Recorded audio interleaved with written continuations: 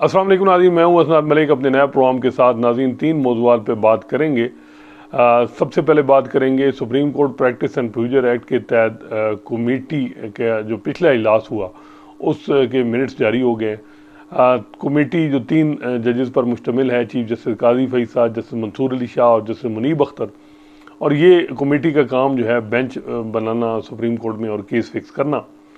ये chief justice काजी फैसल को इस मामले में अप्रिशिएट करें, क्योंकि उनके दौर में ये सारा कुछ हो रहा है कि कमेटी के मिनट्स जो हैं, पहले मिनट्स में ये बात थी कि मिनट्स में कुछ बातें जो है वो नहीं बताई जाती थी, एक समरी होती थी और क्रिटिकल चीज़ें जो है वो उनमें ऐसी नहीं होती। जैसे मिलिट्री कोर्ट में जैसे मुनीब का जो पॉइंट ऑफ व्यू था वो हमारे सामने नहीं था। इसके अलावा और भी कई चीज़ें, लेकिन अब हम देख रहे हैं कि जस्टिस कादी फैसल 12 जुलाई के बाद कमेटी के मिनट्स में ज़्यादा डिटेल के साथ जो है वो जारी करवा रहे हैं। ज़ाहिर बात है वो चीफ जस्टिस है तो वो करवा रहे हैं। और ये भी आज इस इजलास में ये हुआ है कि जी जो कमेटी के जो मिनट्स हैं वो वेबसाइट पे होंगे शेयर। हाँ, ये है कि अगर ख़ुद किसी पॉइंट मामले में कमेटी समझे कि ये मामला जो है सेंसिटिव है, इसको नहीं आना चाहिए मिनट्स में, पब्लिक नहीं होना चाहिए, तो वो नहीं किया जाएगा। तो ये जो है वो अच्छी एक शुरुआत है। माजी में हम देखते रहे कि जब chief justice master of roster था तो वो जो बेंच बनाता था, पता ही नहीं था कि वो किस तरह बेंच बनाते थे। ज़्यादातर हम ख्याल बेंचेस होते थे ये वो। खैर, अब जो ये मामला अरशद शरीफ का केस है, ये 2-1 से अब ये समर वेकेशन के बाद होगा। जैसे काजी फैसल का पॉइंट ऑफ व्यू था कि जी जैसे मंसूर अली शाह की सरबराही में इसी हफ्ते केस सुना जाए, लेकिन जो दूसरे जजेस 2 थे उन्होंने कहा जी जैसे जमाल और जैसे मोहम्मद अली मज़हर वो इस बेंच का पहले हिस्सा थे, उनको शामिल किया जाए। जैसे हसन रिजवी, जैसे अतर मिनल्ला और जस्टिस आयशा मलिक, इन तीनों को शामिल करके जो है वो जैसे मंदोखेल जो है वो हेड करेंगे और ये समर वेकेशन के बाद केस होगा। तो खैर, जब ये है कि 2 महीने आप वेट कर लिया गया इस मामले को कि जी 8 महीने बल्कि कि अरशद शरीफ का केस लगाया जाए, तो वो डिले हो गया, तो चले 1 महीना और भी डिले हो जाएगा। लेकिन एक इसमें भी जुडिशल पॉलिटिक्स की नज़र, इसको बहुत से लोग कह रहे हैं कि किया गया है, और जुडिशल पॉलिटिक्स की नज़र इस तरह किया गया है कि इसमें जो थे जो चीफ जस्टिस काजी फैसल, वो पहले उन्होंने केस लगाया नहीं। अब वो कहते थे जैसे मंसूर अली शाह इस बेंच की हेड करें, हालांकि वो ख़ुद भी बेंच का हिस्सा है, यानी आजकल केस सुन रहे हैं, वो ख़ुद अपने पास लगा लेते थे। तो वहाँ ये एक बात हो रही है कि जी जैसे मंसूर अली शाह को में भी जो वो चीफ जस्टिस बनने वाले हैं, तो क्योंकि ये केस ऐसा सेंसिटिव केस है तो उनको ताकि ये उनके सामने लगाया जाए, ये बात भी हो सकती है कि जी चीफ जस्टिस बनने से पहले ये मामला। लेकिन खैर, वो जुडिशल पॉलिटिक्स इस वक्त अरूज पे है और कुछ भी हो सकता है। आप कुछ भी एक चीज़ एक्सपेक्ट कर सकते हैं। दूसरा, इसमें मिनट्स में एक बात आई जो बड़ी इंटरेस्टिंग कि जी जो एडहॉक जज हैं उन्होंने ख़त लिखा है चीफ जस्टिस काजी फैसल को कि जी हमारे सामने आप 10 केस लगाते हैं तो हम 1 घंटा 10 मिनट में डिसाइड कर देते हैं, और केस भी लगाए जाएँ। तो चीफ जस्टिस काजी फैसल ने उनको अप्रिशिएट किया और कहा गया कि जी वो उनके जो डिटरमिन करे बेंच, वो केस भी लगाएं और जो ओल्ड केसेस हैं वो भी लगाए जाएं। अच्छा, अब इन केसेस जो बताया जा रहा है, ये दोनों एडहॉक जज जो सरदार तारिक साहब और मज़हर मियां खेल साहब, इनके हवाले से ये था कि 1100 जो ओल्ड केसेस हैं जो 2014, 15, 13 से पेंडिंग है, इनकी डिस्पोजल की जाएगी। एक बेंच था 1100 केसेस का। अब वो केस बड़े ज़रा उसमें लेंथी रीडिंग है, पढ़ना भी बड़ा पड़ता है, ये है वो है। अब वो मैं इस दफ़ा देखा है तो वो केस कोई लगे हैं, लेकिन वो तो 10 ही लगे हैं, ज़्यादा नहीं, क्योंकि वो लंबी रीडिंग है, वो बड़ी। और अब ज़ाहिर बात है, जज भी ये बात है कि जी अब जैसे जमाल मंदोखेल हैं, उन्होंने 3 महीने में 500 क्रिमिनल केस किए हैं, जेल पिटीशन और सिविल पिटीशन, जेल पिटीशन उन्होंने किए। वो ज़रा मुश्किल टास्क है।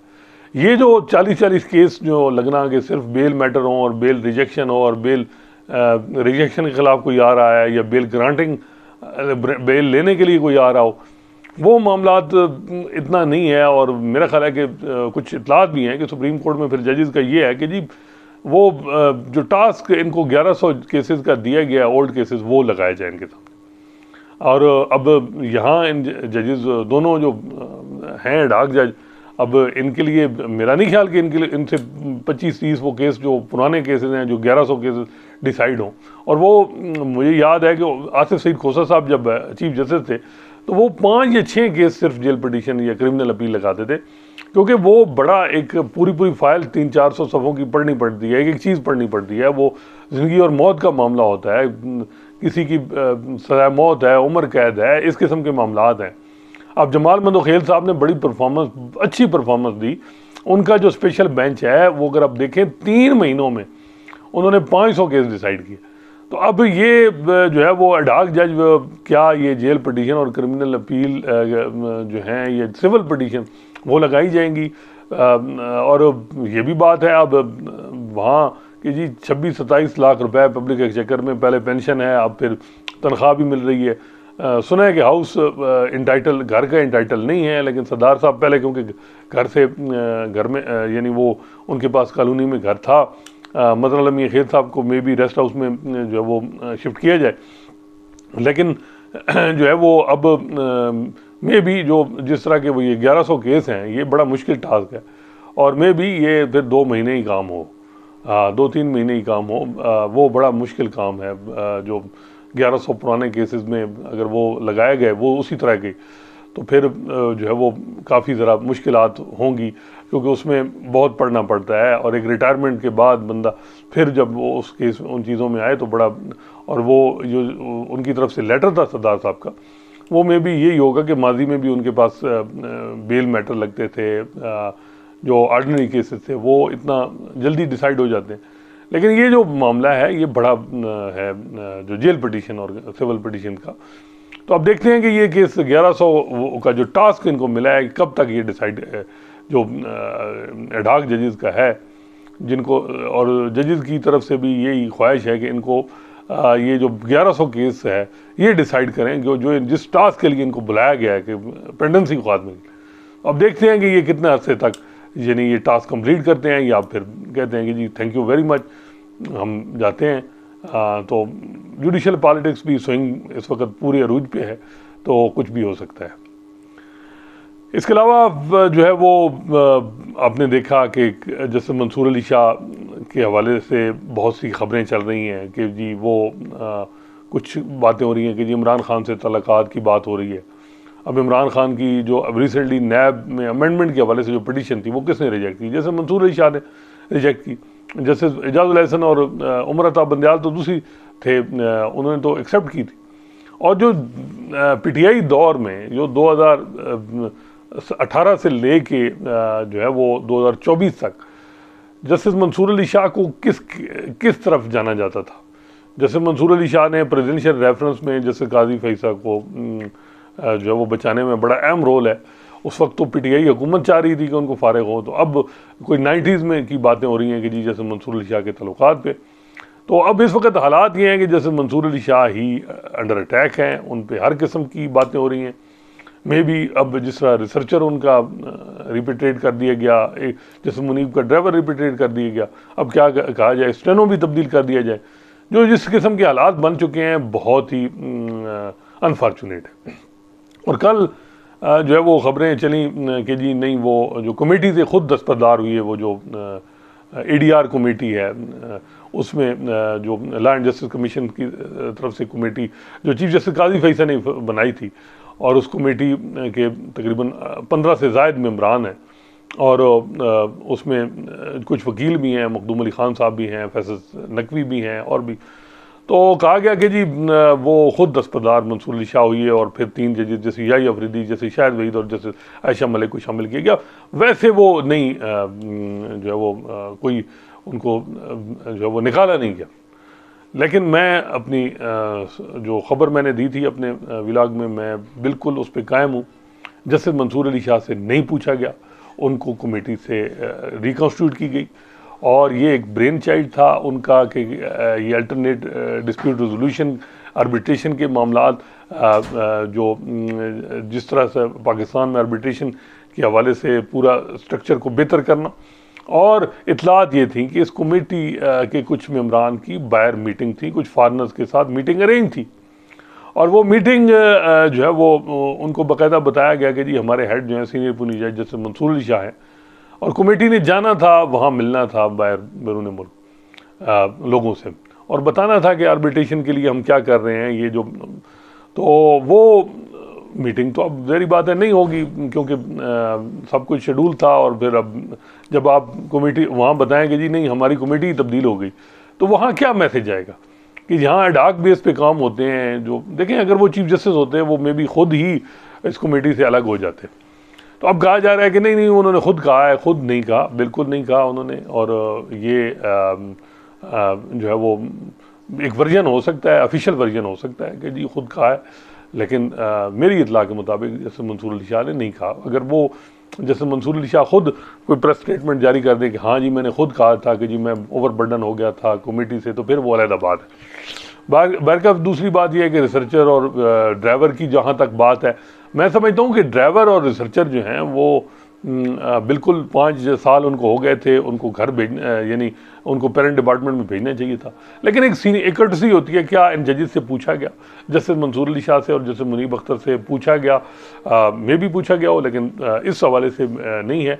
लेकिन ये भी इस टाइमिंग पे बात हो रही थी।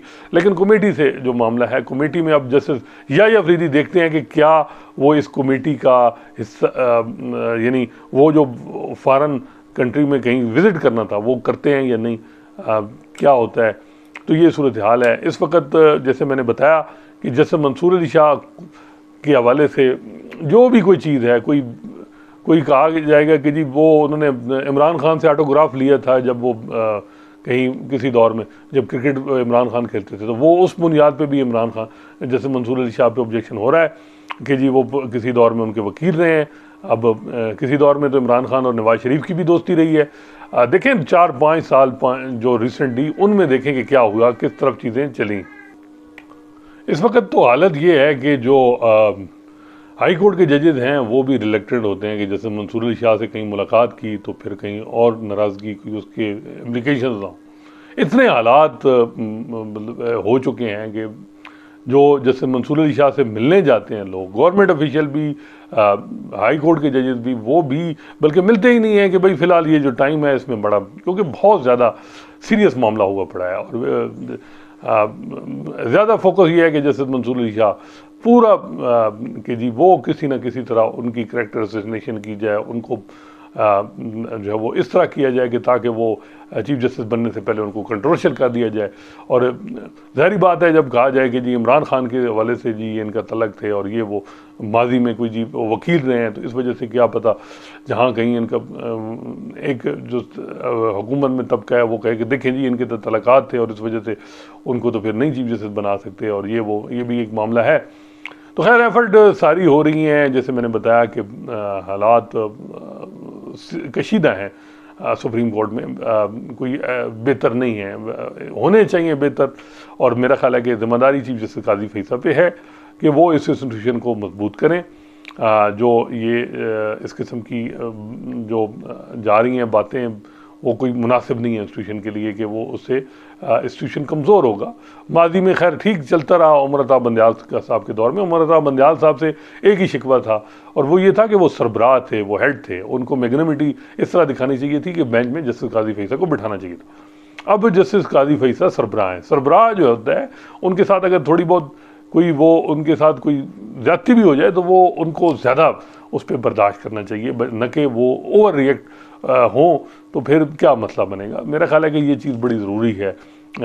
जो हेड हैं वो इंस्टीट्यूशन के, उनकी जिम्मेदारी आय ज़्यादा होती है। और जस्टिस बंदयाल साहब पे यही मसला था कि वो बीइंग ए हेड उनको कोशिश करनी चाहिए। बेशक ये जज उन्होंने कोशिश भी, वो मे भी समझते होंगे कि कोशिश नाकाम होगी, हालांकि वो कोशिश करते तो जो मिलिट्री कोर्ट में उन्होंने 9 रुकनी बेंच बनाया, जैसे काजी फैसल उठ के चले गए, जैसे सरदार तारिक चले गए, मेजॉरिटी जजेस ने, मेजॉरिटी लोगों ने, वकला ने उसको क्रिटिसाइज़ किया कि ये कोई तरीका नहीं था।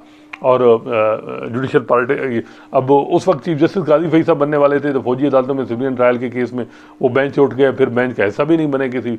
अब जो है जैसे मंसूर अली शाह जो है वो अरशद शरीफ केस में कहा जाता है कि जी वो क्यों नहीं उस केस को सुन रहे। तो ये सारी चीज़ें जो हैं वो इसका ज़्यादा लिंकअप हैं इस मामले में। आप अगर आप देखें तो सारे मामला जो हैं वो इसके साथ चल रहे हैं। इसके अलावा तीसरा मौजू है वो IPPs के हवाले से कॉन्स्टिट्यूशन पिटीशन सुप्रीम कोर्ट में दायर हो चुकी हैं, एक पिटीशन जो है वो chamber of commerce and industry की तरफ से जो है वो एक सीरियस पिटीशन है, फैसल नकवी ने उसको ड्राफ्ट किया है। Lahore high court bar association की तरफ से असद मंजूर साहब जो सदर हैं, जिनका तलक जमात इस्लामी से है, उन्होंने भी एक पिटीशन दायर की है। ये पिटीशन जो है ये सीरियस इस तरह है कि इस वक्त एक पूरा एक नैरेटिव बना है IPPs के हवाले से, और IPPs के जो कंट्रैक्ट हुए हैं इसमें कोई शक नहीं है कि उसने तबाही की है इकानमी, और जिस तरह महंगी बिजली है ये मामला है। लेकिन ये फाइनेंशियल इशू है, IPPs की जो पॉलिसीज़ हैं 1994 की, 2002 की, 2015 की, उसको क्रिटिसाइज़ किया जा रहा है कि उसकी वजह से ये नुकसान हुआ। लेकिन ये फाइनेंशियल मैटर हैं, जैसे मैंने बताया कि रेकोडिक केस में ये जो जजेस हैं इन्होंने कहा था, बल्कि जैसे काजी फैसल ने कहा था कि हमने बहुत बड़ी गलती की जिसका खमियाजा हम भुगते हैं 184(3) का इस्तेमाल करके फाइनेंशियल मैटर में। अब इसी तरह वहाँ भी यही था उस वक्त कि जी हम जो है वो मायदा ठीक नहीं हुआ, मायदे को कर देंगे।